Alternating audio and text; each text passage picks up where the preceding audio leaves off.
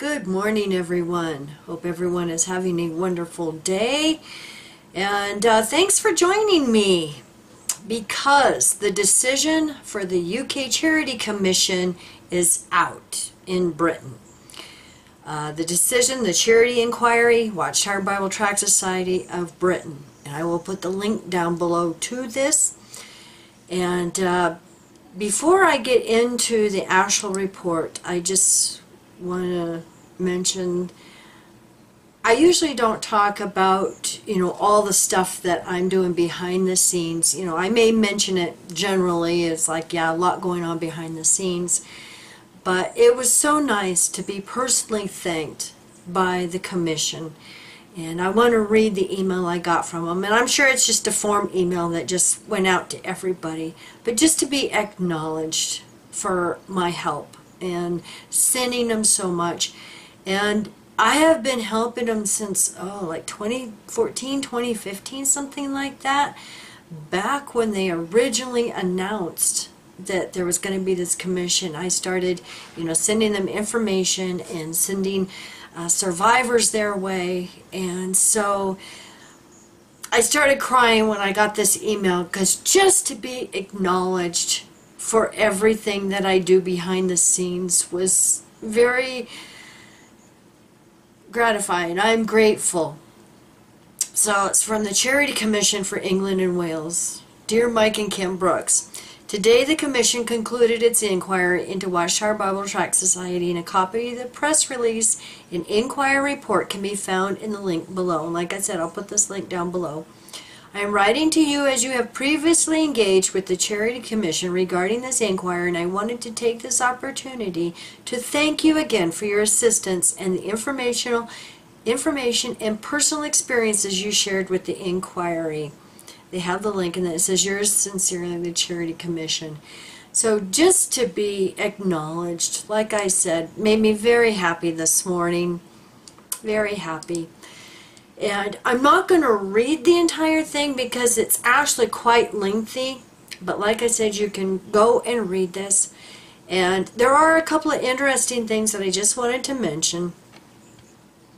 And it starts with the charity.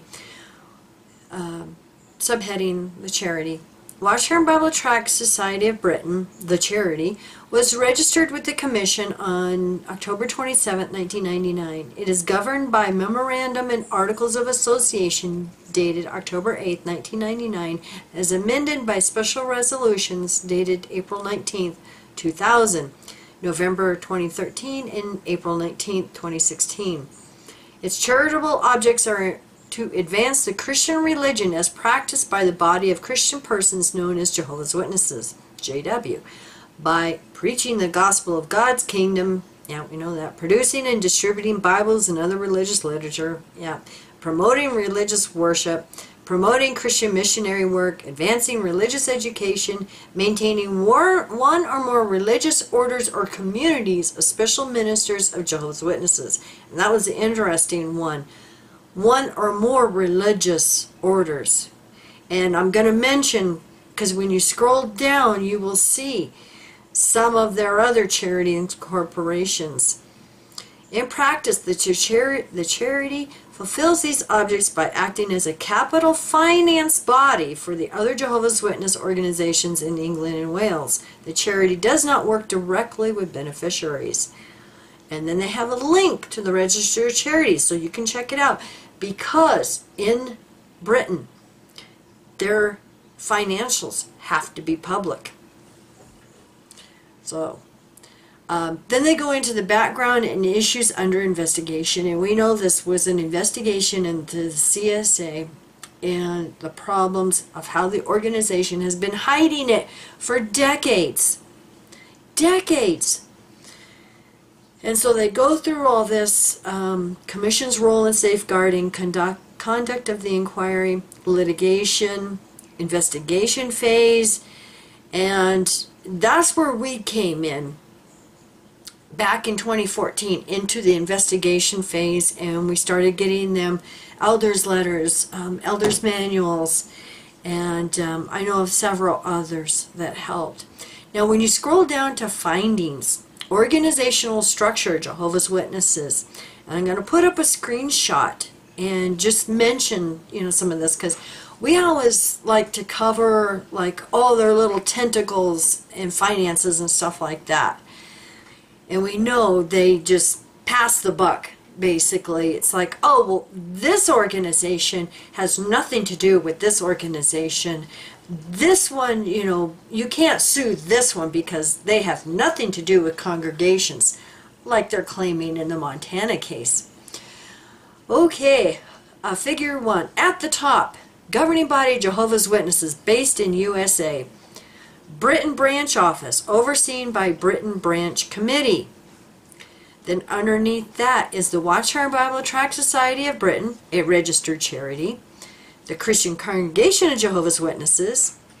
Kingdom Hall Trust, registered charity. And we've done many videos in the past about this Kingdom Hall Trust, how they've gone in and taken over all the congregations. And that plays into this.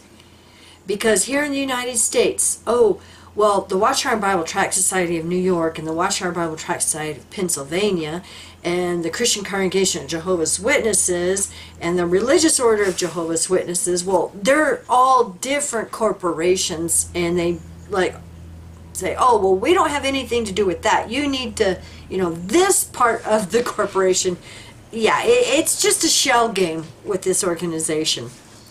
And then the International Bible Students Registered Charity. Yes, they still use the International Bible Students Association. The ecclesiastical governing body of JW, based in New York, USA, provides religious direction and guidance to JW worldwide.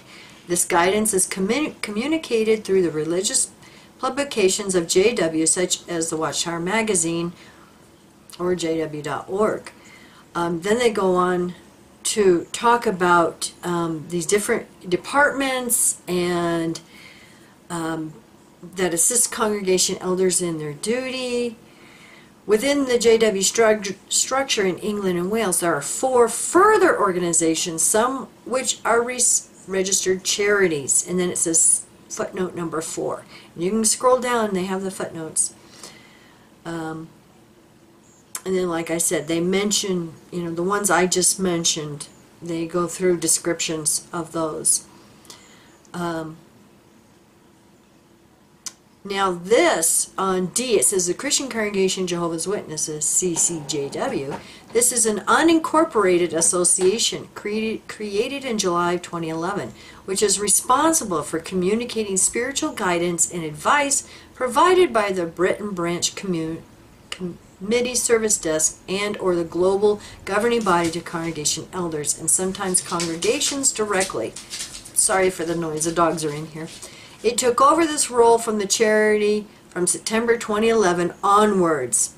See, and that's the thing. And that's how they're able to, do this shell game because of all these different corporations. The next subheading is the charity's handling of safeguarding matters, including the creation, development, substance, and implementation of its safeguarding policy. And they do have a link here for a safeguarding policy. And they go on to describe how each one of these was changed through the years. And then you scroll down and it has the current policy, 2018/19 Worldwide Child Protection Policy. And they go through this. Basically, it's in their magazines. Number C, January 2019, revision of the Elders Handbook, Shepherd the Flock of God, not publicly available. January 2019, revision for the CSA Guidelines for Branch Service Desk, not publicly available. Then they have a subheading, how safeguarding issues are managed and implemented in practice and the charity's role in this process.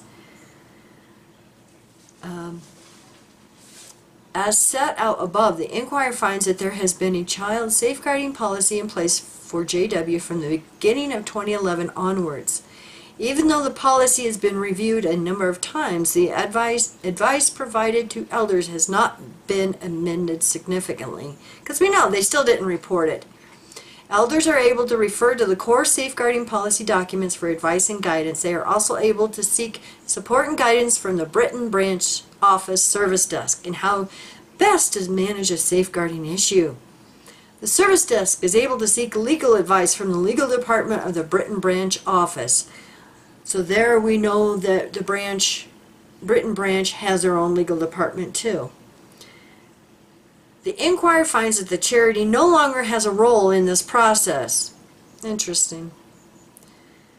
Now, I wanted to scroll down here, because then they talk about ICSA and their inquiry into all of this. But I wanted to scroll down to conclusions. The Commission concluded that the charity had a role in the production and dissemination of the JW's 2011 Child Protection Policy. However, by the time the 2013 policy was published, the charity's role was limited to sharing its experience of working with the Commission to produce the 2011 policy and facilitating engagement between the Commission and JW organization in England and Wales. By 2017, the charity had no role at all in safeguarding, including the production, dissemination, and practical implementation of the JW Child Protection Policy.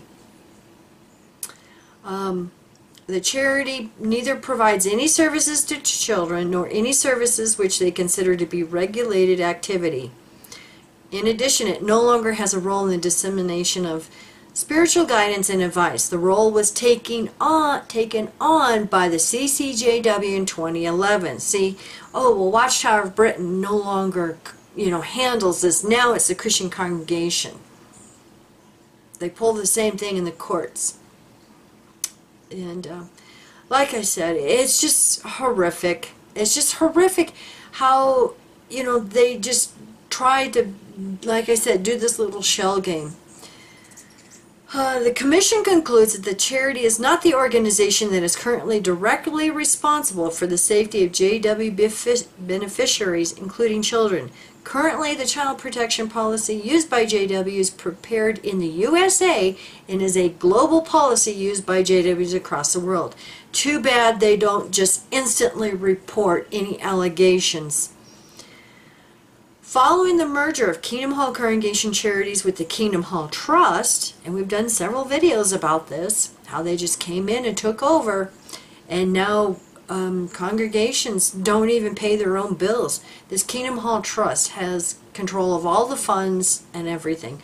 Property, you name it. Go back and do a search, Kingdom Hall Trust, on our channel. Very interesting, because we have documents and everything else. Going on, the Commission has engaged with the Kingdom Hall trustees around their legal duties and responsibilities. KHT trustees now have responsibility for the governance, management, and oversight of all Kingdom Halls. See, now it's their responsibility for everything. And I'm sure it's their responsibility now to pay out on these lawsuits.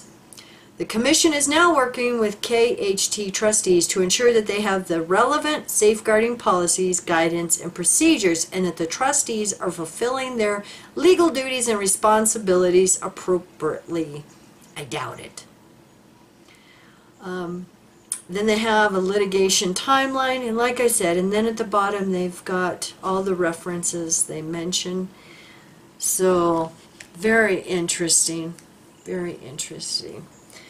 Now, I want to thank everybody for watching, and thank you for your comments and emails and phone calls and watching our videos, and all the new subscribers.